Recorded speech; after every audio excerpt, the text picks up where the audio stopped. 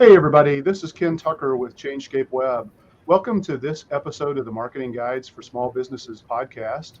Today I'm joined by Ian, Jen, Dan, and Paul, and we have a special guest with us today. We're going to be talking to Zach Anderson of MoLoMedia.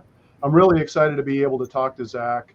We're going to be talking about website lead capture, speed of response, text message marketing, and why you need to text enable your website. So let's get right into it. Hey Zach, I know you've been doing text message marketing for a very long time, and you've got some amazing apps. Full disclosure, my company Changescape Web, we use your tools, and we find that they're absolutely terrific. So I'm going to go ahead and get started. And I think so many businesses don't realize this, but can you talk about what does it mean to text enable your website and why is it so important? Well, the way I look at it is I look at your website as a storefront, right? So imagine like a chiropractic office and you come into the chiropractic office and there's no one at the front desk, but there's a bunch of people in the background doing stuff and no one ever comes up and helps you. The website's kind of like the same thing. It's just a virtual storefront. You go to the website, you get there, and maybe there's a contact us form or there's a phone number. And a lot of people are hesitant to make phone calls now. They could be at work and do all those different types of things. So you're basically treating it like it's a storefront, but there's no one there to actually engage with you. So we came up with an idea to text enable websites by creating a widget that you can actually enter your information inside of the widget and immediately connect with the business over text messaging. And the reason why we chose text messaging is because the conversation can continue after they leave the website, whereas chat really is they have to be there to be able to respond. You're always fishing for information, all those different types of things. So and it's amazing if you go out there and start searching on Google to all these different businesses, none of them are doing it. And so they're losing out on a huge opportunity, not only to build a list, to be able to communicate back out to people, but to be able to give the people that are visiting the website a way to communicate on their own terms, because we know that pretty much everybody text messages now. I mean, my mom, who's 76, even has a phone and will text message me. So it's just it's more, I know text message has been around forever, but it's become so much more on the forefront in the last couple of years, especially with what happened with COVID. I mean, like a restaurant, for example, when they were shutting down, there's no way for them to communicate with their customers. And so this allows businesses to be able to communicate with their visitors in real time on their terms that they choose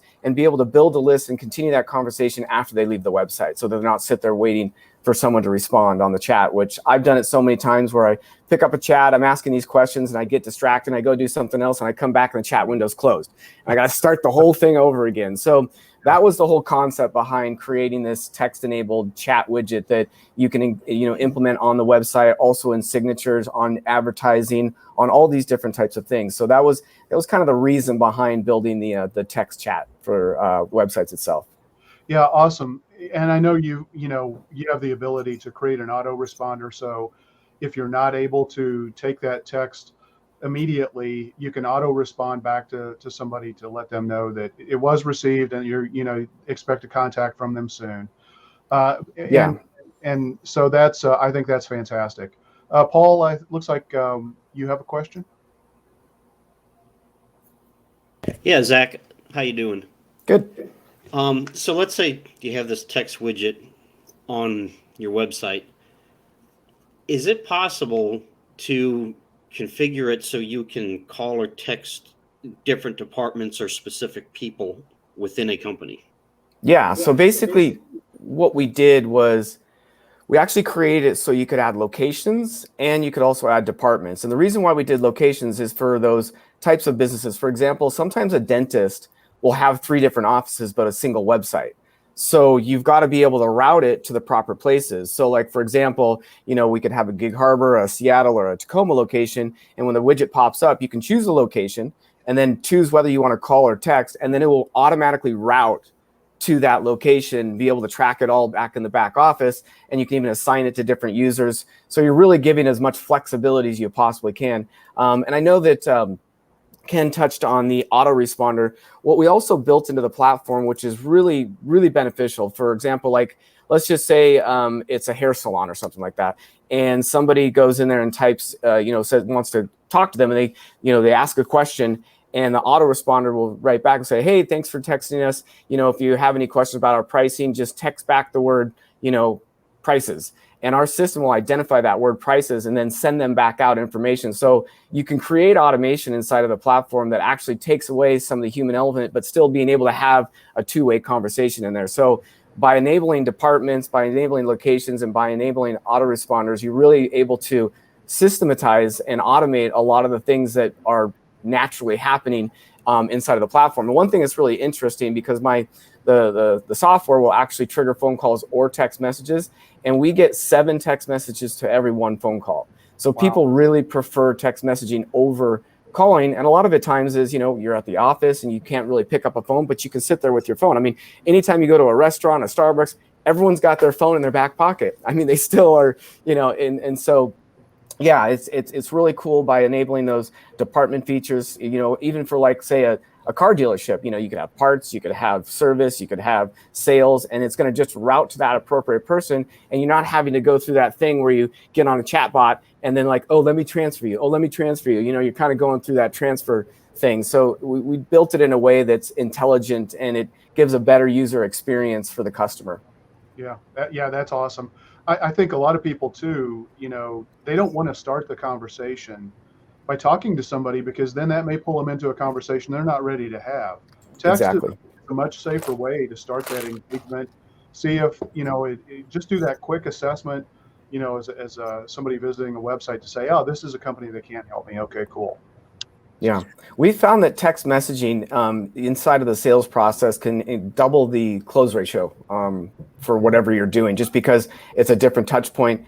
And a lot of times you don't want to call. Like, I mean, personally, me, I'm not, if I'm in an early stage of buying something, I don't really want to have a conversation with a person. I just want to get some brief information before I pick up the phone and actually make that call of, like, yeah, I'm really interested. What does this really mean?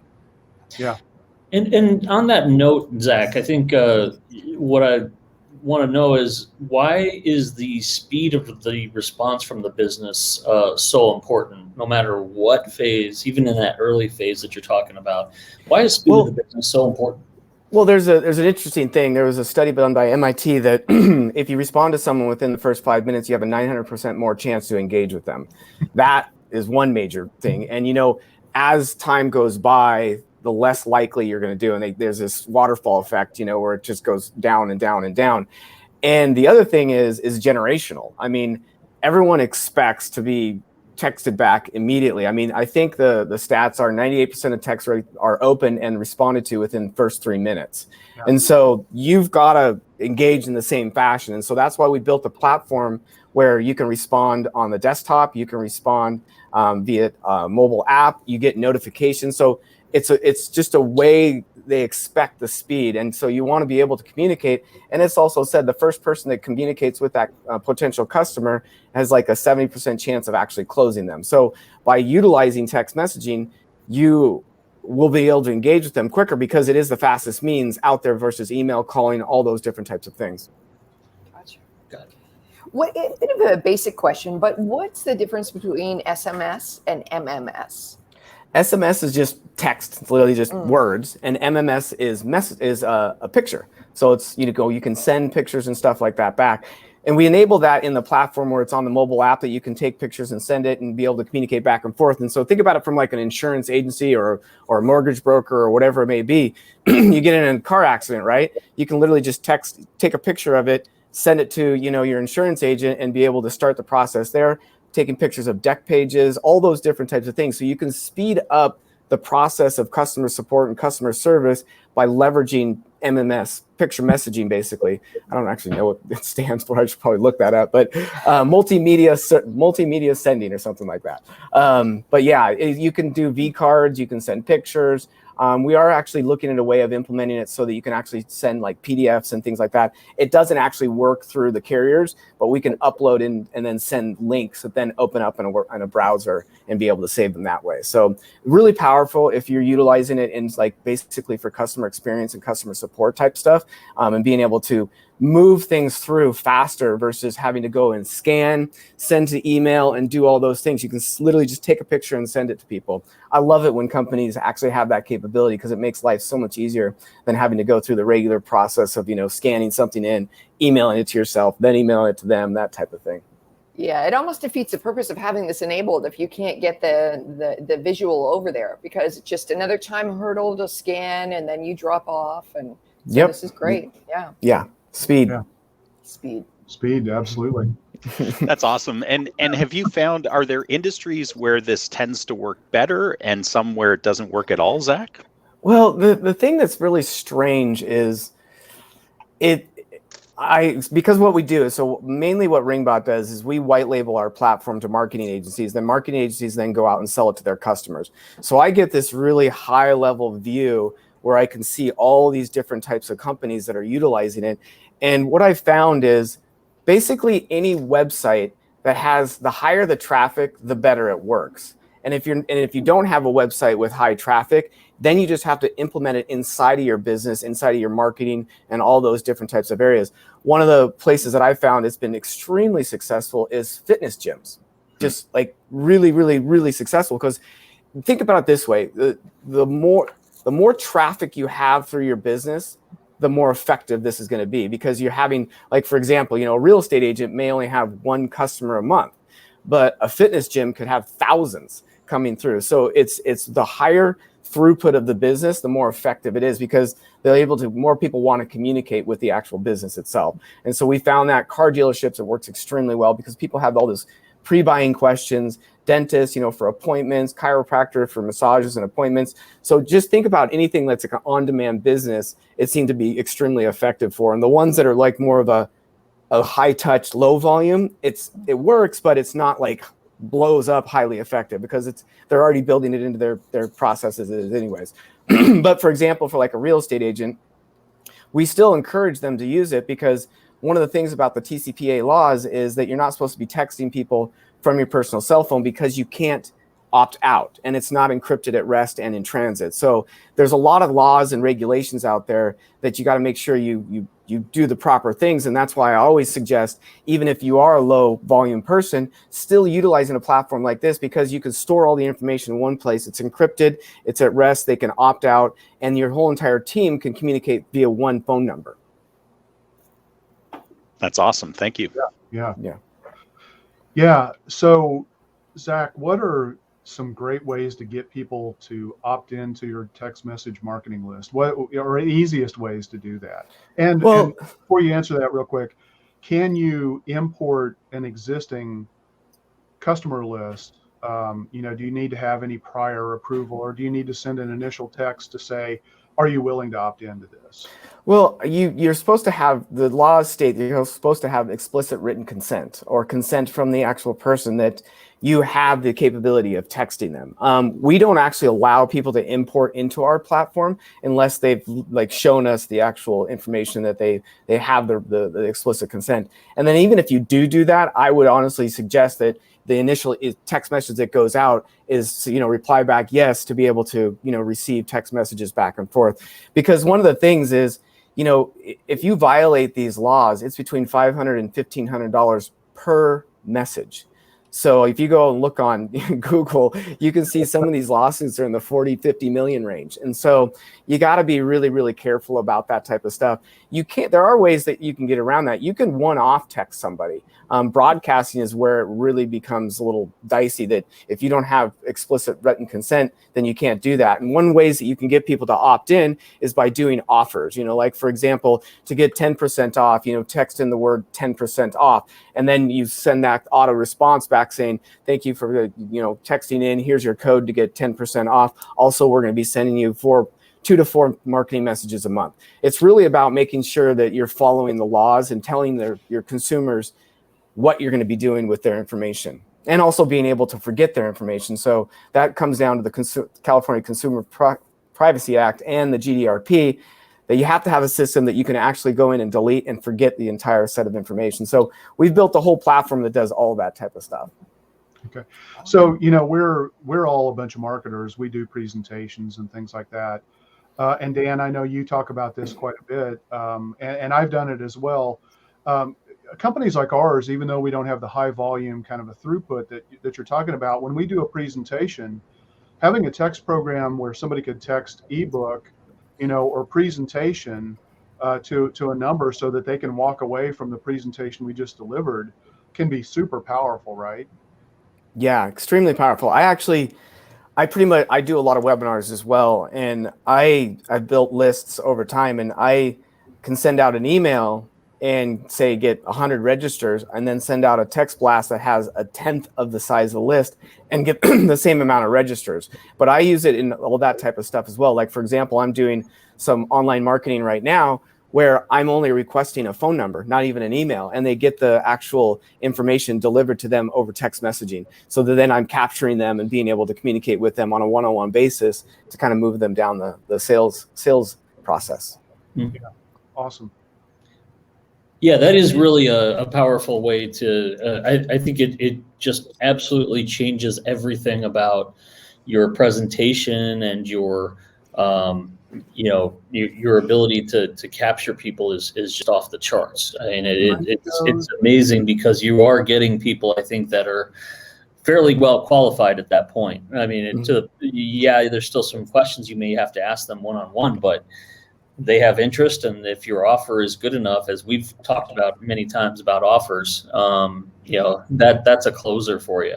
It changed. I think once I found text message marketing in the form that you're talking about, all my presentations after that changed. I mean, it was just nothing ever became about just putting a phone number up there anymore, or an email or anything like that. Yeah, we call it conversions through conversations. Mm-hmm. That's awesome. Yeah. So, Zach, a lot of people, I think, they look at text message marketing as just like sending out blasts or broadcasts. But if you structure a well-automated campaign, how would that work in regards to text message marketing? Well, the way we build our campaigns, and you can build a lot of automation and things like that, but what the automation is really trying to do is to find that moment when the conversation gets picked up and you actually are having a two-way conversation back and forth. So broadcasts are really designed to go out for offers, or notifications or whatever it may be, or somehow to start a conversation. The automations are the same fashion. It's asking questions. It's trying to find that point in the sales process where the individual is going to communicate back to you. Then you start to be able to engage with them, and then ultimately be able to pick up the phone if that's the type of sales that you're doing. So it's really about, the automation is designed to create the conversation, and then the conversation is what actually closes the sales, or does whatever goal you have in mind with those series of automations to get the engagement going through text messaging. Yeah. Oh, sorry, it was my question. I was going to ask, how important is it in your mind to use a text message marketing system to communicate with leads and customers? Couldn't a business just use their cell phone? No, and I know that I already talked about this, and we'd love to bring this up again. Again, there's all these laws, FCC, TCPA, CCPA, GDRP, and they're designed to protect the consumers, right? So the consumers need to be able to opt out. They need to be able to, have their information forgot, all those different types of things. And when you use your own personal cell phone, what happens if you lose it? Somebody else can get access to their information. It's not encrypted at rest. It's not encrypted, in transit. You can delete it, but again, there's no simple way of doing it, be able to track that information. And also, that basically there's no way for the individual to opt out. They physically just can't opt out, because it's, like with our system, when you reply back stop or a multitude of things, it locks it. You just can't send another message, and you can't opt them back in. It's physically down at the carrier level. So we do a double layer at the carrier level and actually in our software as well, so that nobody gets in trouble. Got it. Okay. Seems like kind of going back to the days when email marketing was first starting, and folks would send out something and their list would be BCC'd and it's from your own email address, right? Something like that. Like, I remember those BCC blasts, right? Yes. And then when the BCC was forgotten and you're like, oh, wow, look at that. Yes, that's the worst. Send to all and it's just this massive list. I've seen those. I've seen that happen. That's not a good thing. Not a good thing. Absolutely. No. What about, what's your opinion on some of these text message marketing systems that are bundled into point of sale or POS systems? Is that a good sort of starting off point? If someone was thinking, oh, do I have another thing to subscribe to? You know, that's a really interesting thing because we look at a lot, because I have another platform called Customer Engine outside of Ringbot. Ringbot's the one we've been mainly talking about. Customer Engine does the relatively similar thing what Ringbot does, but Ringbot's really designed for communication, improving customer experience, all that. Customer Engine, what we do is we track revenue. And so we send out offers with very unique codes in there so that when they go back into the business and they spend money at the business, you track the code in there and it tracks revenue per user and different things like that. POS systems do have some form of that, but they're very clunky because that's not their primary focus. So, you know, our platform is designed only to do this type of thing and be able to track it. But we are in the process of doing some integrations with POS systems so that when they do come in, they simply just push a button on the POS and they enter the code. And it's all tracked back to our platform as well.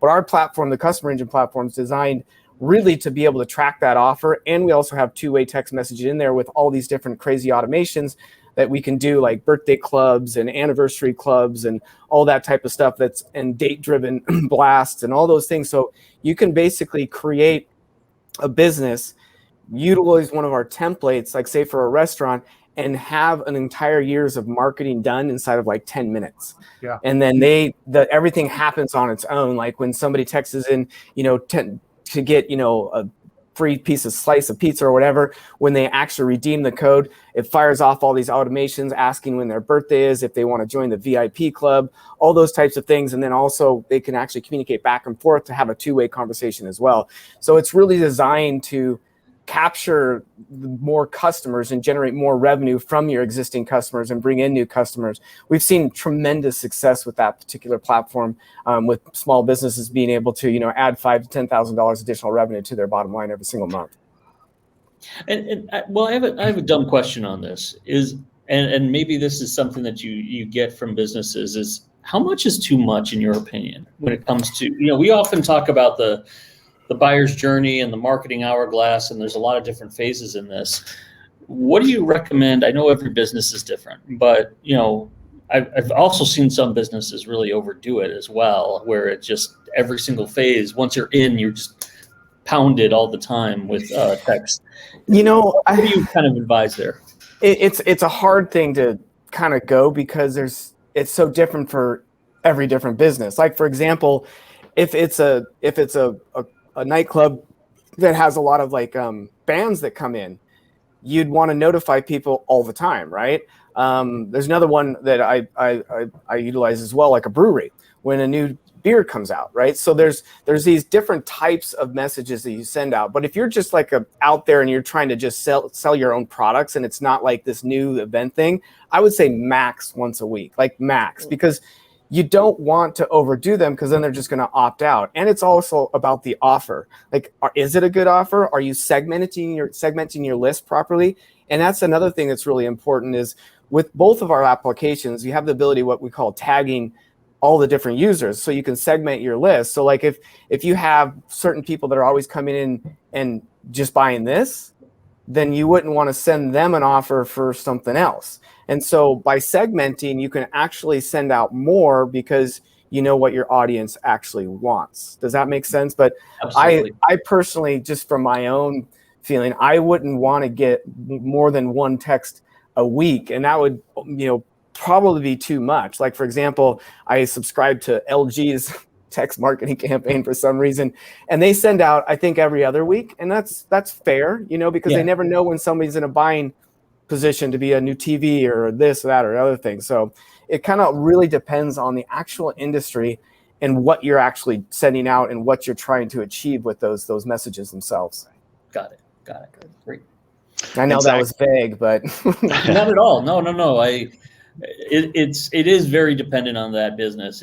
But it is interesting how they do have to get a little strategic in this thing from the very beginning and think about the entire buyer's journey in terms of, okay, well, how do we weave text into this in a smart way rather than turn people off before they really get to know us. Even even when they become a customer, you still want them to be a long-time advocate of you. And so, how do you kind of nurture that in a cool way?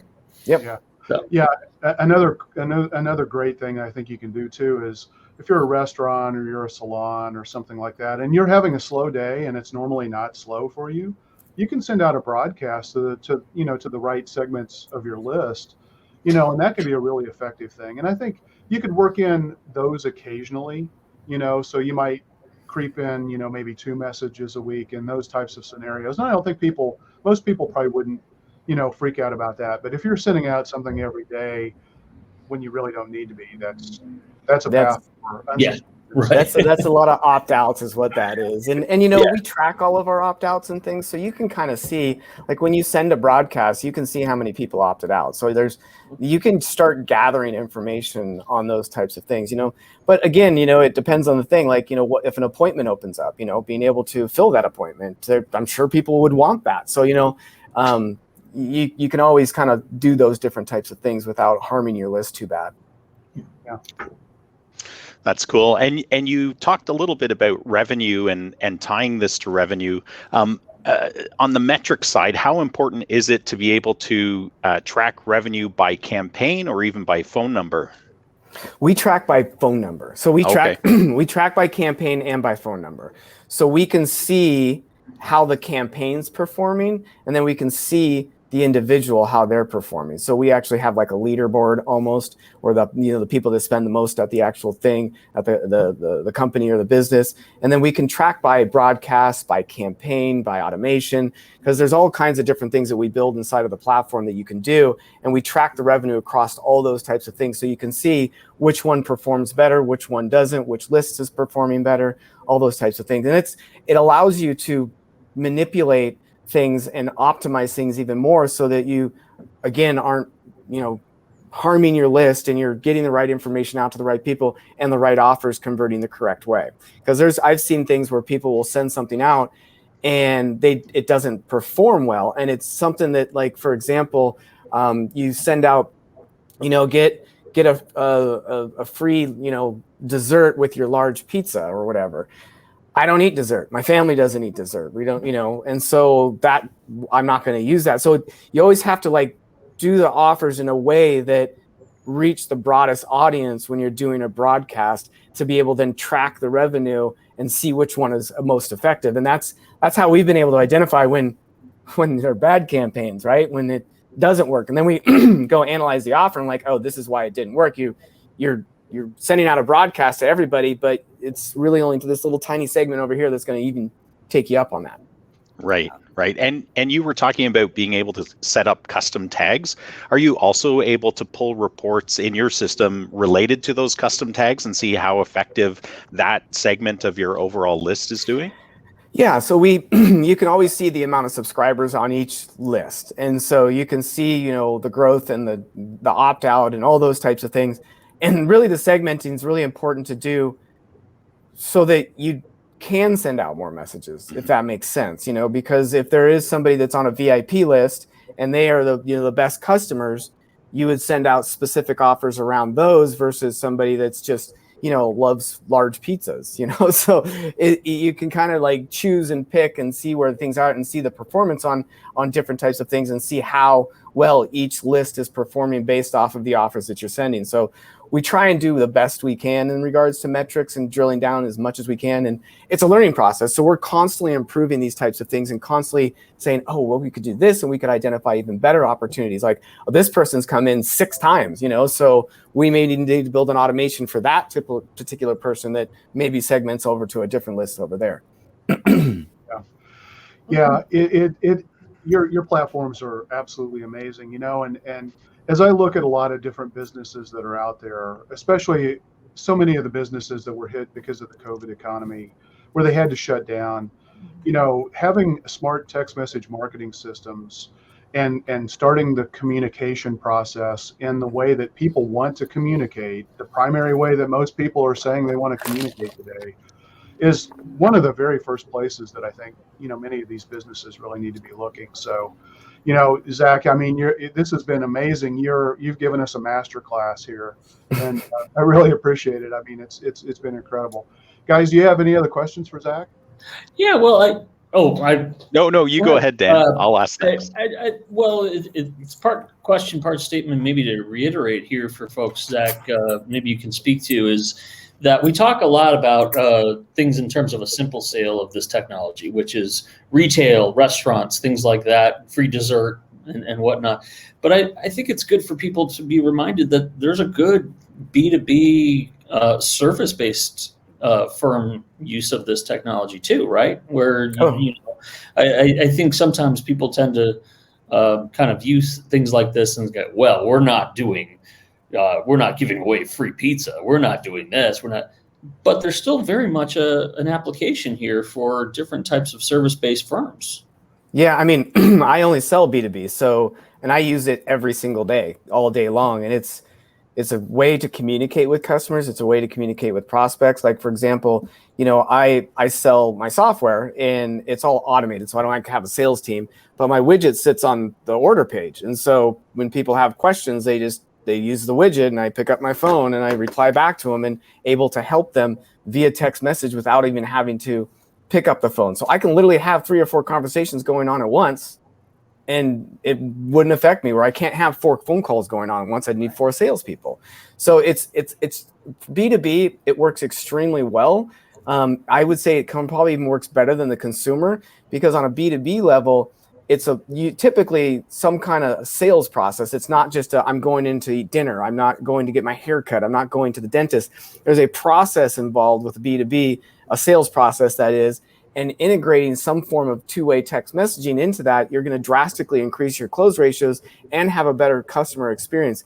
I mean, it's even to the point of, like, just say, for example, an insurance agency, like if they have, they potentially sometimes have high turnover in certain positions. So utilizing text messaging in the hiring process allows them to actually improve and increase in the speed at which they can hire people.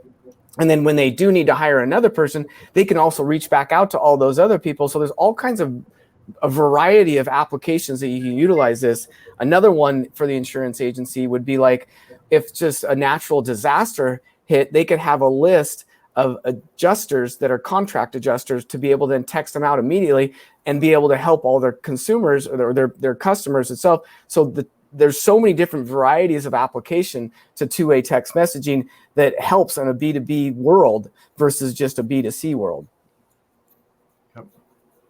Hey, one of the questions that popped into my head while we were talking here, Zach, is we serve lots of different companies, but dentists are one of our favorite niches. And just thinking through kind of how their teams are set up and that they have practice management software and lots of constraints. I'm thinking of the immediacy and some of the stats you shared about how quickly you need to respond. Like in the first 5 minutes. Just thinking about those teams, but I think it also applies to a lot of other types of businesses. How can you make this type of system work when your team is responsible for being, say, front desk at a dental clinic, where they're handling patient inquiries on the phone, they're responding to emails, they have patients standing in front of them that need to pay. How can you make this type of system work? Because it sounds like it's fantastic and effective. Well, the one thing that's really good about text messaging is not only the speed, but everyone expects it to only be a sentence, not a diatribe. Mm-hmm. So it's a two-way conversation, where email's not a two-way conversation. Phone calls are two-way conversations, but you're physically taken. So you can literally, it's so much faster to respond and so much easier. One, you can create templates. So like if people are asking the same questions over and over again and you get the text in, you literally go up, template, send, you're done, right? It tracks everything, HIPAA compliant. I mean, obviously we don't store any personal health information or anything like that. Everything's encrypted at rest and in transit. You can't control what the actual patient is sending in, but you're not going to be sending out anything in that sense. And, so it's really effective, and it can speed things up, because imagine being able to give an opportunity, instead of having to call to schedule an appointment, they can just text. So you're not waiting on hold. You're not doing any of those kind of things. You can create automated reminders to be able to go out and send out later to remind them of their appointments. I mean, there's just so much more flexibility, and you can utilize that with all templates. So if someone's always asking the same question, you write the text once, save it as a template, now you're done.